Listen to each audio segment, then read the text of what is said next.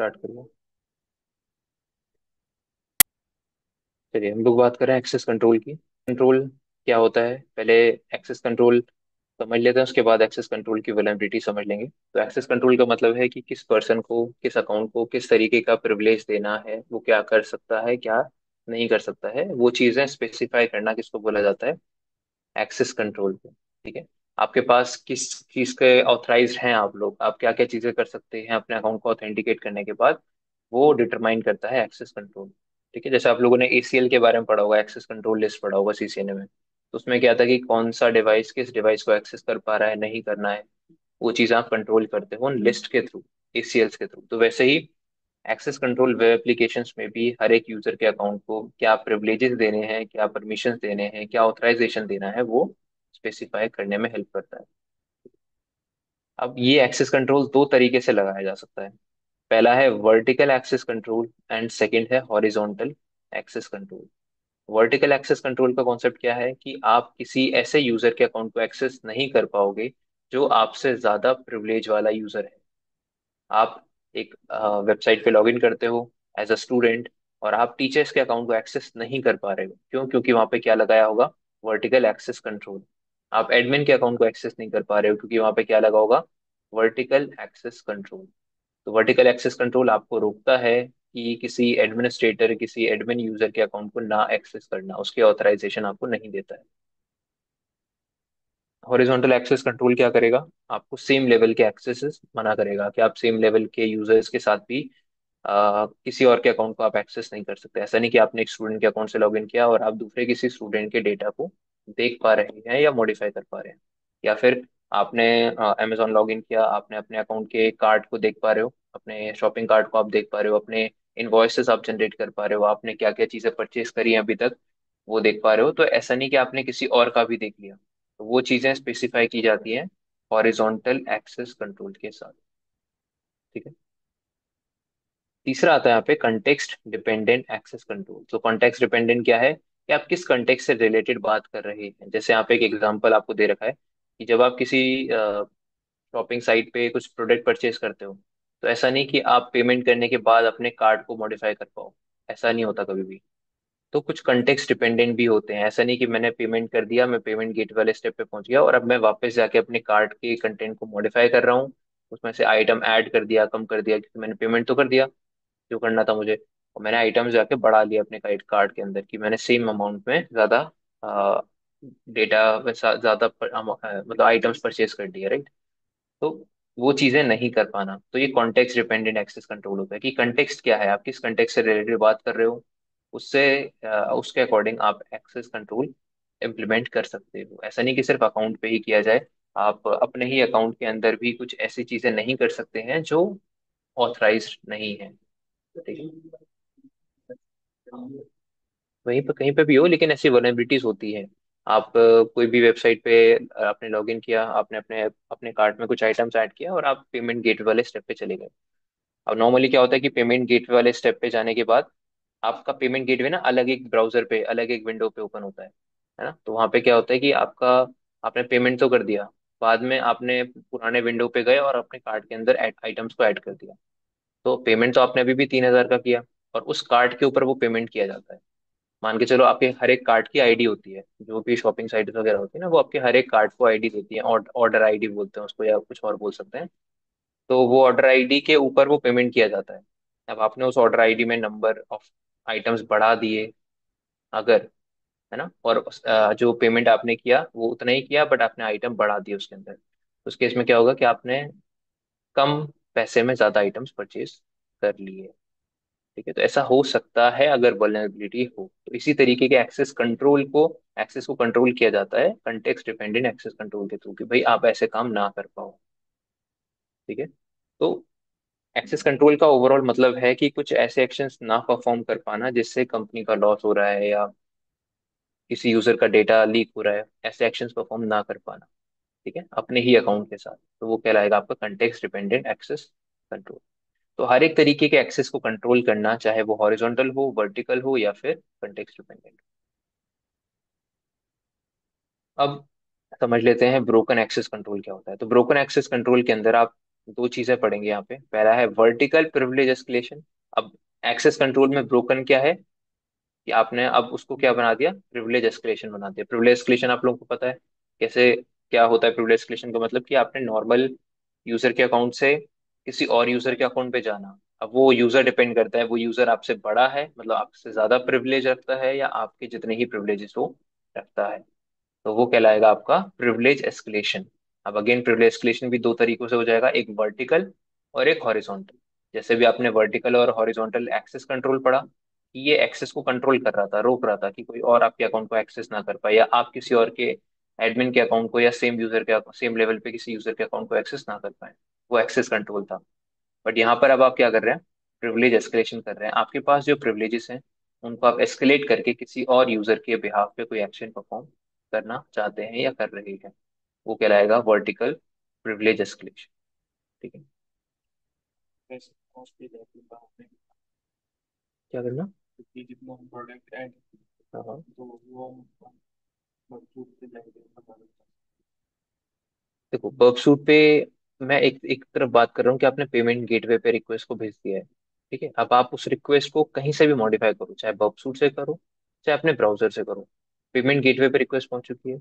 अब आप पेमेंट करोगे तो कितने का करोगे, जो भी आपने 2-3 हजार का इस सामान लिया होगा, और इससे पहले जो आप आइटम आपने ऐड कर रखे हैं कार्ट में, वो आप अगर मॉडिफाई कर पा रहे हो पेमेंट गेटवे पहुंचने के बाद, आपने मॉडिफिकेशंस करे, बढ़ा दिया आइटम, अब आप वो चीज़ है बर्बसूट से करो चाहे आप नॉर्मली ऐसे कर लो। ठीक है। कभी कभी ऐसा ऐसा भी हो सकता है कि मान के चलिए आपने अ, सारी रिक्वेस्ट को इंटरसेप्ट किया वेबसूट पे। अब एक ऐसी रिक्वेस्ट है जिसमें पेमेंट भी लिखा हुआ है और आपके नंबर ऑफ आइटम्स भी लिखे हुए हैं। आपने क्या किया कि आपने देखा कि अगर मैं नंबर ऑफ आइटम्स बढ़ा रहा हूँ, सेम प्रोडक्ट के नंबर ऑफ आइटम्स बढ़ा लिए, पहले मैं 2 ले रहा था अब मैंने 10 कर दिया उसको, और आपने देखा कि वो प्राइस पे कोई फर्क नहीं पड़ रहा उसका, है ना, तो ये भी आपका क्या हो गया, कॉन्टेक्स्ट डिपेंडेंट, ये वल्नरेबिलिटी है, कॉन्टेक्स्ट डिपेंडेंट प्रिविलेज एस्केलेशन, है ना। बट एक्सेस कंट्रोल क्या करना चाहिए कि भाई वो आपको मॉडिफिके, अगर आपने 10 आइटम करे हैं तो 10 आइटम का वो चार्ज करेगा आपसे, ऐसा होना चाहिए था।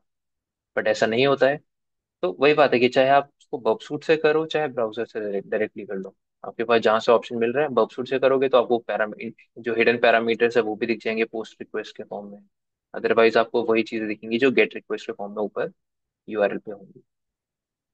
ठीक है। तो नॉर्मली आप बबसूट के थ्रू ही करेंगे सारी चीजें, तो ताकि आपको वो हिडन पैरामीटर्स दिखाई दे।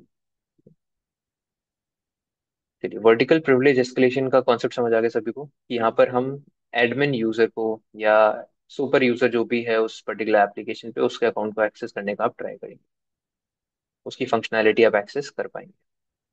अब इसके अंदर कुछ सिनेरियोज आपको दिए हुए हैं वर्टिकल प्रिविलेज एस्केलेशन परफॉर्म करने का। सबसे पहला आपको दिया हुआ है अनप्रोटेक्टेड फंक्शनैलिटी। अब अनप्रोटेक्टेड फंक्शनैलिटी का मतलब क्या है, मान के चलिए कि ये वेबसाइट का यूआरएल है, यहाँ पर आपने स्लैश एडमिन डाला और आपको दिखा कि वो डायरेक्टली एडमिन वाला पेज आपके सामने ओपन होके आ चुका है, आप वो वाले काम भी कर पा रहे हो, मतलब एक ऐसी फंक्शनैलिटी वेबसाइट पे डाल रखी थी जो अनप्रोटेक्टेड थी, उसके लिए कोई ऑथेंटिकेशन की जरूरत नहीं पड़ी हमें, मैंने स्लैश एडमिन डाला और मैं वो सारे काम कर पा रहा हूँ जो एडमिन यूजर कर सकता है, तो वो कहलाएगा अनप्रोटेक्टेड एडमिन फंक्शनैलिटी। और ये डेटा आपको कहाँ से मिलेगा कि ये यूआरएल है क्या, एडमिन है, एडमिनिस्ट्रेटर है, एडमिन पैनल है, या क्या है, वो आपको कहाँ मिल सकता है, रोबोट्स डॉट टीएक्सटी फाइल। तो रोबोट्स डॉट टीएक्सटी क्या होती है, ये फाइल तो है भाई, किस तरीके की फाइल है, क्या मैंने बताया था आप लोगों को, रोबोट्स डॉट टीएक्सटी का क्या क्यों यूज किया जाता है वेबसाइट्स पे। हर एक वेब सर्वर पे हो सकती है ये file available robots dot TXT के नाम पे, और इस फाइल का काम होता है जैसे, अब इस चीज को ऐसे समझ लो आप, इस फाइल का यूज बता रहा हूँ, आगे भी काम आएगा कहीं ना कहीं ये आप लोगों को। जैसे मान के चलिए कि आपने किसी वेबसाइट को विजिट किया, ठीक है, और अब आपको नहीं पता कि इस वेबसाइट पे कौन कौन से पेजेस हैं, तो हम लोग नॉर्मली क्या करते हैं, कोई भी चीज़ को सर्च इंजन पे सर्च करते हैं और सर्च इंजन आपको बहुत सारे वेब पेजेस दिखा देता है उस वेबसाइट के, है ना। आपने फॉर एग्जांपल आप गूगल पे गए, आपने टाइप किया GICACH इतना डाल दिया, अब उसमें क्या होगा कि ग्लोबल इंस्टीट्यूट की जितनी वेबसाइट्स, जितने वेब पेजेस होंगे वो आपके सामने आ जाएंगे, कुछ होंगे कॉन्टेक्ट अस वाला, कोई होगा अबाउट अस वाला, कोई कोर्सेज वाला, कोई ये वो, ऐसे करके 100-200 जो भी पेजेस है वो आपके सामने आ जाएंगे। बट ऐसा नहीं होता कि वो आपको सारे पेजेस दिखाता है। ऐसा नहीं कि वो मेरे को मेरा कोई लॉगिन पेज भी दिखा देगा या कोई और पेज भी दिखा देगा। वो वही पेज दिखाता है जो उसको अलाउ किए जाते हैं। देखो वो चीज आप कैसे कंट्रोल करते हो। आपकी एक वेबसाइट है, आपके वेबसाइट पे मान के चलो 10 पेजेस हैं, उनमें से आप चाहते हो कि 8 पेज गूगल या कोई भी सर्च इंजन अपने रिजल्ट्स में दिखाए, बट वो 2 पेजेस नहीं चाहते हम कि कोई भी सर्च इंजन अपने रिजल्ट्स में दिखाए। ठीक है, तो सर्च इंजन नॉर्मली क्या करते हैं, वो जब आपकी वेबसाइट पर आते हैं तो नॉर्मली सर्च इंजन ना एक टेक्निक यूज करते हैं, उसको बोलते हैं क्रॉलिंग। ठीक है, या क्रॉलर्स का यूज करते हैं, जिससे वो आपके वेबसाइट को क्रॉल करते हैं। क्रॉल करने का मतलब आपकी वेबसाइट को आइडेंटिफाई देखना कि आपके वेबसाइट में कौन कौन से पेजेस हैं, क्या क्या लिंक है अवेलेबल। तो जो वेब क्रॉलर्स होते हैं, जो सर्च इंजन यूज पेजेस को इंडेक्स करने के लिए। इंडेक्स करना, इंडेक्स जब कोई आपके वेबसाइट से रिलेटेड कुछ सर्च करेगा तो गूगल या कोई भी सर्च इंजन, याहू, बिंग, वो रिजल्ट्स में दिखाएगा उसको, अदरवाइज नहीं दिखाएगा। ठीक है, तो आपको उसका प्रोसेस समझा रहा हूँ। तो उस क्रॉलिंग प्रोसेस में ये फाइल को आपके क्रॉलर्स चेक करते हैं। क्रॉलर्स होते हैं वो आपके इस फाइल को चेक करेंगे, और इस फाइल के अंदर एंट्री की जाती है कि जितने भी अलाउ वाली एंट्री होंगी उनको वो दिखाएगा रिजल्ट में, और जो भी डिसअलाउ वाली एंट्रीज होंगी उनको वो नहीं दिखाएगा अपने रिजल्ट में। ठीक है, जैसे मान के चलिए आप एक बार देखो, जैसे कि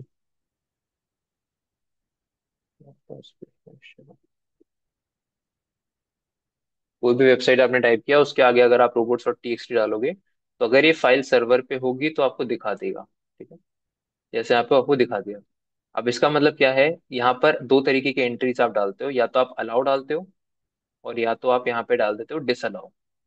अलाउ और डिसअलाउ का मतलब क्या हो जाता है कि आप ये पेजेस को अलाउ कर रहे हो। ठीक है, आप चाहते हो कि ये पेजेस हम दिखाएं, मतलब सर्च इंजन अपने रिजल्ट में ये पेजेस दिखा दें। ठीक है, ज्यादातर इस फाइल के अंदर जो एंट्रीज होती हैं वो डिसअलाउ की होती है। तो डिसअलाउ का मतलब क्या होता है कि कुछ कंपनियां चाहती हैं कि वो ये पेजेस नहीं दिखाना चाहती हैं अपने रिजल्ट्स में, जैसे /login.php, /confidentially, /admin। ये चीजें क्या होती है, डिसअलाउ होती है कि कोई भी सर्च इंजन ये रिजल्ट्स नहीं दिखाता है अपने वेबसाइट पे। ठीक है, तो उस केस में क्या होगा कि आपका रोबोट्स और टीएक्सटी फाइल ये इन्फॉर्मेशन को होल्ड करके रखता है, और जब कोई क्रॉलर्स आपके वेबसाइट को चेक करने आते हैं तो वो इस फाइल के अंदर ये देखते हैं कि कुछ डिसअलाउ एंट्री है या नहीं है। अलाउ से उन्हें मतलब नहीं होता, क्योंकि वो क्रॉल करके जाएंगे ही जाएंगे। वो देखते हैं कि कोई डिसअलाउ की एंट्री इस पे है या नहीं। अगर कोई डिसअलाउ वाली एंट्री होगी तो उस पेज को छोड़ देंगे, उस पेज को क्रॉल इंडेक्स नहीं करेंगे अपने रिजल्ट्स में, वो दिखाएंगे नहीं, बाकी सारे पेजेस को वो दिखा देंगे। ठीक है, तो कभी कभी आप सर्च करोगे तो आपको वो पेज नहीं दिखेगा, बट उसके अलावा बाकी सारे पेजेस आपको देखने के लिए मिल जाएंगे। तो ये तो हो गया रोबोट डॉट टीएक्सटी का एक्चुअल यूज। बट ये फाइल ये भी तो आपको बता रही है ना कि यहाँ इस नाम का कोई पेज है यहाँ पर अवेलेबल, ये भी तो बता रही है। ठीक है, ये तो एक्चुअल यूज हो गया कि रोबोट्स और टीएक्सटी को यूज क्यों किया जाता है, ताकि आपके सर्च इंजन ये पता कर पाए किस पेज को इंडेक्स करना है और किसको इंडेक्स नहीं करना है, ये पता चल पाए। और इंडेक्स करने का मतलब कि भाई जब आपकी वेबसाइट्स लाखों लोग एक्सेस करने का ट्राई करेंगे किसी सर्च इंजन के थ्रू, तो वो पेज दिखना चाहिए या नहीं दिखना चाहिए, इस चीज को बोलते हैं इंडेक्स। अगर आपका वेबसाइट नया वेबसाइट है, आपको दिखेगा कि वो गूगल पे नहीं दिखेगा, क्योंकि अभी गूगल ने आपकी वेबसाइट को इंडेक्स नहीं किया है। वो इंडेक्स करेगा आपकी वेबसाइट को तब, जब आपकी वेबसाइट पे थोड़ा ट्रैफिक आएगा, आप उसको बोलोगे कि मुझे मेरी वेबसाइट को इंडेक्स कराना है, आपकी वेबसाइट पे आएगा, वो चेक करेगा कि आपकी वेबसाइट पे कोई रोबोट्स और टीएक्सटी अवेलेबल है या नहीं। वो देखेगा कि हाँ अवेलेबल है, उस पर चेक करेगा कि कोई डिसअलाउ की एंट्री है या नहीं। अगर कोई डिसअलाउ वाली एंट्री होगी तो उस चीज को छोड़ के बाकी सारे पेजेस को अपने रिजल्ट्स में ऐड कर लेगा, ताकि कोई भी दुनिया से किसी भी कोने से आपकी वेबसाइट को एक्सेस करे तो वो देखने के लिए मिल जाएगी। ठीक है? तो जो नई वेबसाइट्स होती हैं ज्यादातर वो ऐड करते हैं इसको रोबोट्स और टीएक्सटी को, ताकि उनकी वेबसाइट जल्दी से इंडेक्स हो जाए। पुरानी वेबसाइट्स को जरूरत नहीं है, वो हटा भी देती हैं इस फाइल को, कोई भी मतलब नहीं है इस फाइल का। तो ये फाइल, इसका यूज ऐसे है, बट आपको हमारे लिए अभी काम क्या है, हमें इस फाइल के अंदर ये मिल सकता है कि हाँ ऐसे कुछ पेजेस अवेलेबल हैं इस वेबसाइट पे। /admin हो सकता है, /login हो सकता है, ऐसे कुछ पेजेस अवेलेबल हैं जिनको विजिट करके आप ट्राई कर सकते हो। तो जो आपको ये पेज कहाँ मिलेगा, ये जो पेज है एडमिन वाला, हमें नहीं पता ना ये कैसा कौन सा पेज है क्या नहीं, तो आप ये किस किस पे चेक कर सकते हो। आप देख सकते हो कि वहाँ पे शायद कोई रोबोट्स और टीएक्सटी फाइल अवेलेबल हो, और उसमें ऐसा कोई पेज दे रखा हो, तो आप उसको देखकर एक्सेस करने का ट्राई कर सकते हो। उनके जो भी वेब पेजेस उन्होंने डिसअलाउ कर रखे होंगे वो भी आप देख पाओगे। आप मैनुअली एक्सेस करोगे तो ऐसा नहीं कि एक्सेसिबल नहीं है, गूगल अपने सर्च इंजन पे नहीं दिखाएगा उसको, रिजल्ट्स में नहीं दिखाएगा, बट वो पेजेस एक्चुअल में है वहां पे और आप मैन्युअली उन पेजेस को एक्सेस कर सकते हो।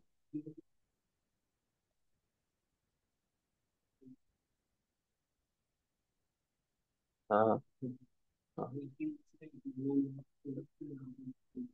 हाँ, इसके अंदर आपके वेब पेजेस होते हैं और ऐसे वेब पेजेस जो इंडेक्स कराना चाहते हो आप या नहीं कराना चाहते हो, तो आप यहाँ पे डिसअलाउ की एंट्रीज अगर डाल दोगे तो वो पेजेस गूगल इंडेक्स नहीं करेगा। लेकिन मैनुअली आप जाने का ट्राई करोगे तो आप एक्सेस कर सकते हो उन पेजेस को। ठीक है। चलिए, तो अब यहाँ पर लैब को एक्सेस कर लीजिए। क्या करना है आपको इस लैब में, सिंपल सा कॉन्सेप्ट लिखा हुआ है। The lab has an unprotected admin panel, solve the lab by deleting user Carlos. मतलब आपको यूजर कार्ड लॉस को डिलीट करना है वेबसाइट के एडमिन पैनल को एक्सेस करके। वेबसाइट ओपन होके आ गई। अब हमें पता कैसे चलेगा कि इसमें कोई एडमिन पैनल है या नहीं है, और अगर है तो किस वेब पेज पे वो अवेलेबल है। यहाँ पे चेक करो reports.txt जैसी कोई फाइल है। अगर है अवेलेबल तो आप देखो यहाँ पे क्या लिखा चला हो। मतलब इस वेबसाइट ने बोल रखा है कि गूगल अपने रिजल्ट में ये इसके अलावा बाकी सब दिखा सकता है। इसके अलावा मतलब कि वो ये जो भी पेज है, मान के चलो ये वाला पेज ये दिखा सकता है, प्रोडक्ट वाला पेज दिखा देगा, बट उसे एडमिन जो जो भी पेज था वो एडमिनिस्ट्रेटर पैनल वो पेज ये नहीं दिखा सकता। लेकिन ऐसा नहीं है कि यहाँ पर एग्जिस्ट ही नहीं करता, हो सकता है एग्जिस्ट ना करता हो, पुरानी एंट्री हो ये उन्हें मॉडिफाई नहीं करी हो, बट आप उसको मैन्युअली चेक कर सकते हो जाकर कि क्या ये पेज सच में यहाँ पर है या नहीं है, और अगर होगा तो आपको कुछ ना कुछ देखने के लिए उस पर मिलेगा। ठीक है। तो ये तो क्या था, अनप्रोटेक्टेड फंक्शनैलिटी थी कि उसने किसी भी तरीके प्रोटेक्ट नहीं किया, खाली एक वेब पेज छोड़ रखा है बिना किसी कुकी के, आप उसको एक्सेस कर सकते हो। और आपने एक्सेस किया, ढूंढा पेज को रोबोट्स और टीएक्सटी के अंदर जाके, आपको लैब सॉल्व करने के लिए किसको डिलीट करना था, कार्लोस यूजर को डिलीट आपको करना था। गूगल ने कहाँ दिखाया, मैंने मैन्युअली एक्सेस किया। देखो, आप किसी वेब पेज को दो तरीके से एक्सेस करते हो, आपको डायरेक्टली यूआरएल नहीं पता तो आप किसको पूछते हो यूआरएल के बारे में, गूगल को। आपने बोला कि मुझे GICACH का CH कोर्स का पेज देखना है, आपने ऐसा करके लिख दिया कि GICACH CEH कोर्स, ऐसा लिख दिया तो गूगल आपको दिखाएगा कि भाई हाँ इनके वेबसाइट पे कोई CH का कोर्स पड़ा हुआ है। ठीक है। तो आपको यूआरएल तो नहीं पता था, हमें नहीं पता था कि भाई उसके GICACH.com/courses/ ये वो क्या है, कोर्स का नाम क्या लिखा हुआ है वो नहीं पता था हमें। ठीक है। तो हमें किसने बताया, ये सर्च इंजन। अब यही चीज ऐसे है कि अगर आपको मैन्युअली यूआरएल पता है, मैंने यूआरएल कहाँ से उठाया, टीएक्सटी से, robots.txt से, गूगल से नहीं। गूगल यूआरएल मिलता नहीं। ठीक है, क्योंकि उसने डिसअलाउ कर रखा था। मैं मैन्युअली गया, मुझे यूआरएल पता चल गया क्या है, मैंने एक्सेस कर लिया। यूआरएल एक्सेसिबल है, होगा, बट वो तरीके हैं गूगल, मतलब गूगल में बार बार गूगल इसलिए बोल रहा हूँ, गूगल पॉपुलर सर्च इंजन है, बट कोई भी सर्च इंजन की बात हो सकती है वहां पे, ब्रेव हो सकता है, बिंग हो सकता है, डक डक हो सकता है, कोई भी सर्च इंजन इसको नहीं दिखाएगा, क्योंकि क्योंकि आपने उसको डिसअलाउ कर रखी है एंट्री। ठीक है। यहाँ तक समझ आया। अच्छा, इसके अलावा एक और फाइल है जो आप देख सकते हो, अगर कभी आपको robots.txt नहीं मिलती है तो sitemap.xml नाम की भी एक फाइल होती है जो वेबसाइट का पूरा मैप दे देती है आपको। जैसे GACACH पे है, मैंने भी देखा था जैसे मैंने डाला था, तो यहाँ पे आपको दिखा रहा है कि एक एंट्री है sitemap.xml। ये फाइल भी बहुत सारे वेबसाइट्स पे मिल सकती है आपको देखने के लिए। इसके अंदर पूरे वेबसाइट का मैप आ जाता है कि इस वेबसाइट पे कौन कौन से पेजेस अवेलेबल हैं, जैसे GACACH IFISO certified.php, ये PHP about.php, mission.php, ऐसे करके पूरा इसमें कितने वेब पेजेस हैं अवेलेबल, क्या क्या हैं, वो सब आपको यहाँ पर दे देगा निकाल के, क्या क्या वेब पेजेस अवेलेबल हैं इस वेबसाइट पे। ठीक है। तो ये चीजें भी आप मतलब ये दो फाइल आप याद रख सकते हो, एक तो robots.txt और एक sitemap.xml। नाम से ही पता चल रहा है कि ये क्या देता है आपको, वेबसाइट का मैप बता देता है पूरा, कि वेबसाइट पे कौन कौन से file directories web pages available हैं वो सब दिखा सकते हैं। अब डिपेंड करता है कि आपके वेबसाइट ने ये फाइल्स ऐड कर रखी है या नहीं कर रखी है, कर रखी होंगी तो देख पाओगे, नहीं कर रखी होंगी तो नहीं देख पाओगे। ठीक है। और ये फाइल्स आपके वेबसाइट को इंडेक्स जल्दी कराते हैं गूगल के थ्रू या किसी और सर्च इंजन के थ्रू। आपकी नई वेबसाइट है, आप चाहते हो कि वेबसाइट पॉपुलर हो जाए जल्दी से, तो आपको इसीलिए ये ऐड करने पड़ते हैं पेजेस साइट में डॉट एक्सएमएल या robots.txt, ताकि आपकी वेबसाइट को गूगल या कोई भी सर्च इंजन जल्दी से अपने रिजल्ट्स में दिखा पाए, जल्दी से इंडेक्स कर दे। ठीक है। चलिए वो कॉन्सेप्ट अलग है, मतलब मैंने साथ में इसके साथ बता दिया उसके बारे में भी, क्योंकि यहाँ पे जिक्र हो रहा था रोबोट्स और टीएक्सटी का, तो साइट मैप डॉट एक्सएमएल भी मैंने आपको बता दिया।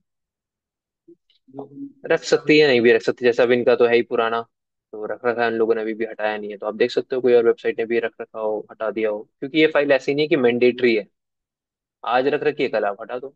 जब आपकी वेबसाइट इंडेक्स हो गई है, पुरानी हो गई है, पॉपुलर हो गई है, तो आप हटा दो, कोई प्रॉब्लम नहीं है, कोई फर्क नहीं पड़ेगा। जैसे भी यूट्यूब पर अपनी की तो आना पड़ता है। हाँ, वैसे ही कुछ समझ लो आप, यहाँ पे भी आपको अपनी वेबसाइट को जल्दी से इंडेक्स कराने के लिए ना ये चीज आपको करनी पड़ती है, ताकि गूगल को ना ढूंढने ना पड़े आपके वेब पेजेस। आपने एक जगह बता दिया कि ये हमारा साइट मैप, पूरे साइट के मैप है इसके अंदर, पूरे वेबसाइट का, ताकि गूगल फटाफट से सारे पेजेस को लेके अपने डेटाबेस में ऐड कर लेगा। तो ये तरीके हैं जल्दी आपके वेबसाइट को इंडेक्स कराने के। लेकिन अगर सिक्योरिटी पॉइंट ऑफ व्यू से सोचें तो भाई अटैकर को एक ही जगह सारी चीजें मिल गई, उस तरीके का हो गया कुछ, है ना। तो सर प्रोटेक्टेड प्रोजेक्ट इस चीज को, ये, या site map dot exam unprotected थी और फाइल नहीं, आप अपना इस फाइल के बारे में बात नहीं कर रहे हम लोग यहाँ पे इस फंक्शनैलिटी की बात कर रहे हैं, ये अनप्रोटेक्टेड था। वो पेज हाँ, वो पे एडमिन वाला जो पेज था वो अनप्रोटेक्टेड था यहाँ पे, तो उसको प्रोटेक्ट करने के लिए अलग अलग तरीके के एक्सेस कंट्रोल लगाए जा सकते हैं, कि भाई यूजर जब लॉग इन करेगा तभी एडमिन वाले पेज को एक्सेस कर सकता है, अदरवाइज नहीं, कुकीज के थ्रू, है ना, कि मेरे पास एडमिन वाली कुकी है तभी मैं ये एडमिन पेज को एक्सेस कर सकता हूँ, अदरवाइज मैं एक्सेस नहीं कर सकता हूँ। चलिए सेकंड वाला जो कॉन्सेप्ट यहाँ पे दिया हुआ है उसमें लिखा हुआ है, अगेन अनप्रोटेक्टेड एडमिन फंक्शनैलिटी है, बट क्या है, विद अनप्रिडिक्टेबल यूआरएल। इस बार जो यूआरएल है वो भी क्या है, अनप्रिडिक्टेबल। जैसे इस बार आपने जो यूआरएल देखा वो थोड़ा बहुत प्रिडिक्टेबल था, कि भाई एडमिन नहीं तो एडमिन पैनल, एडमिनिस्ट्रेटर पैनल, ऐसे करके प्रिडिक्टेबल था यूआरएल। इस बार क्या है, अनप्रोटेक्टेड फंक्शनैलिटी है, बट अनप्रिडिक्टेबल यूआरएल भी है। तो चेक करिए, इस केस में आपको बताया गया है कि कहीं ना कहीं वेब पेज में आप चेक करोगे तो हो सकता है आपको एडमिन पेज के बारे में डिटेल इन्फॉर्मेशन मिल जाए, कि ये है आपका एडमिन पेज जो इस पर्टिकुलर यूआरएल पर है। ऐसे करके कुछ वेब पेज में ही आपको इन्फॉर्मेशन मिल जाए एडमिन पेज के बारे में। आपको वही चीजें करनी है, सारी चीजें दे रखी है, एक बार एक्सेस करके देखिए इसको। तो पहले, सबसे पहले आप रोबोट्स और टीएक्सी चेक करो उस पर अवेलेबल है या नहीं है, और अगर अवेलेबल नहीं है तो फिर आप उसको सोर्स कोड चेक करो उसका, और देखो कोई और ऐसा पेज आपको दिख रहा है जो कहीं ऐसे पेज पे लेके जा रहा हो जो एडमिनिस्ट्रेटर से रिलेटेड हो। देखो यहाँ पे क्या बता रहा है कि रोबोट्स और टीएक्सटी अवेलेबल नहीं है, तो रोबोट्स और टीएक्सटी अवेलेबल नहीं है, तो इस केस में आपको क्या करना पड़ेगा, वेब के सोर्स कोड को जाके चेक कर लो, नहीं साइट में आप देख सकते हो, मिल जाए तो ठीक है, अदरवाइज आप सोर्स कोड जाके चेक कर लो। तो सोर्स कोड के अंदर आप देखिए कि कुछ ऐसे चीजें